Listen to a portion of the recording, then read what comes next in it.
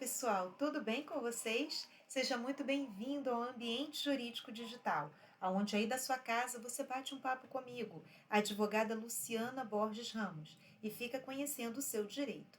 Estou de volta aqui com vocês mais uma vez, falando sobre planejamento sucessório através de uma holding familiar.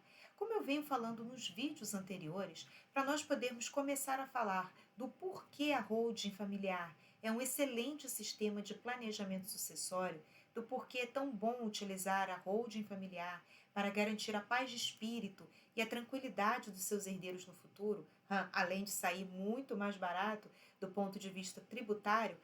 O primeiro passo é explicar o porquê os demais meios de sucessão patrimonial, que são ordinariamente mais utilizados, não são a melhor opção. Então, nós já falamos de inventário, nós já falamos de testamento e agora eu quero falar um pouco sobre um expediente muito utilizado no nosso direito brasileiro, que é a doação de bens em vida. A doação de bens em vida com reserva de usufrutos é muito comum. As pessoas pensam assim: ora, eu tenho um imóvel, eu vou antecipar o inventário, doando esse imóvel para o meu filho e eu mantenho comigo a reserva do usufruto enquanto eu viver. Bom, isso seria até uma boa possibilidade se não fossem os percalços, as dificuldades da vida real que a gente vê no dia a dia, principalmente quem é advogado. Inclusive, eu faço questão de dizer, através de um bom exemplo que nós vivenciamos aqui no escritório, como isso pode ser ruim. Vamos imaginar um casal que vamos dar o nome de João e Maria. Eles construíram um patrimônio bem considerável através de bens imóveis. Eles tinham 4 filhos e, num determinado momento da vida deles, eles decidiram que iam fazer uma jogadinha.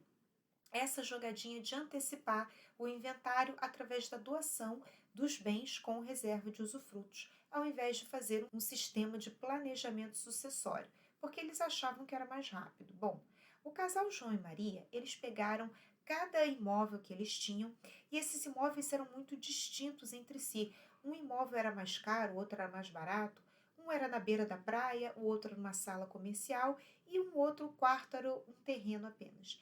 Então, eles fizeram a doação de um quarto de cada um desses imóveis para os 4 filhos, para que ficasse igualzinho.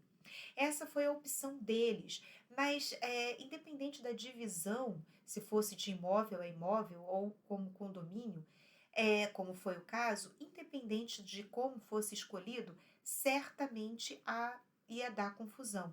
E eu vou te contar o porquê.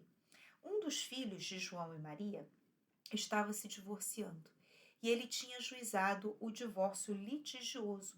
Só estava aguardando sair a sentença de divórcio e até o casal já não estava mais junto e tudo mais. Mas o que aconteceu nesse meio tempo?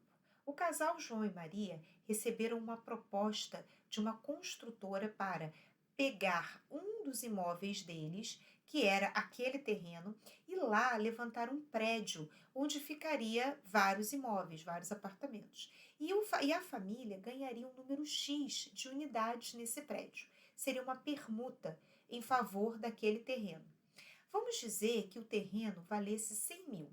Só que esse terreno, quando fosse construído um prédio com várias unidades e a família recebesse um número X de imóveis, isso valeria 400 mil reais. Ou seja, eles iam quadruplicar o valor daquele terreno através dessa transação, dessa permuta. Bom, na hora da transação, o tabelião do cartório de notas explicou lá para João e Maria que depois da doação que eles fizeram, para os filhos, eles passaram a ser usufrutuários. Os donos mesmo, que tinham a propriedade, embora fosse a nua propriedade, agora eram os filhos. Veja a situação que se formou. Apesar de um dos filhos já estar separado da mulher e tudo mais, já nem estava mais com ela, e embora aquele imóvel fosse obtido através de doação, ele ainda era casado pelo regime da comunhão parcial de bens, e esse imóvel acabou se comunicando com a ex-mulher pelo regime de casamento, esse terreno doado.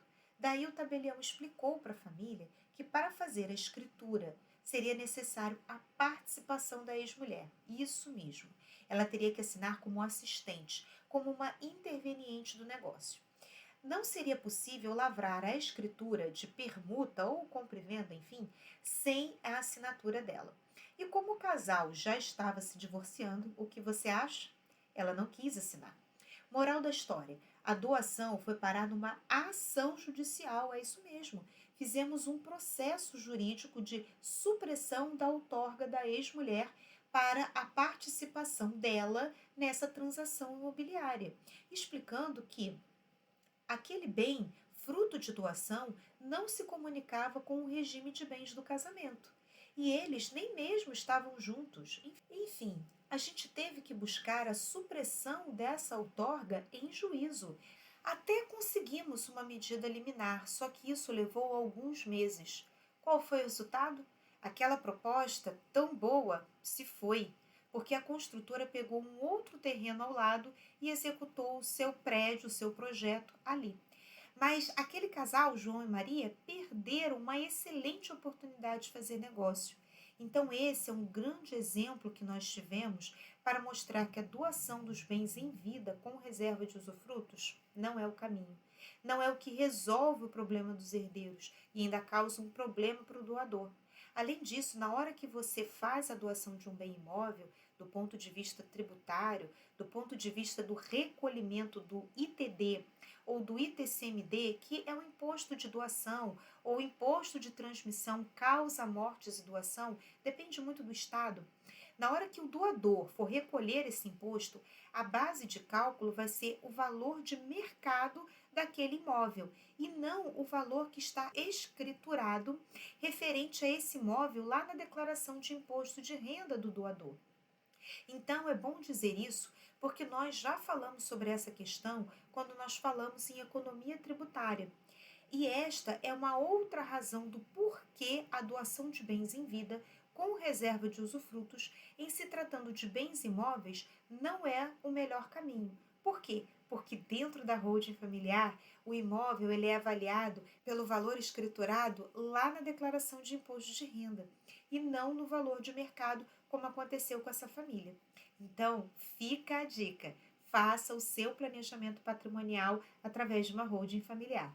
Eu te vejo no próximo vídeo, então. Um forte abraço e até mais!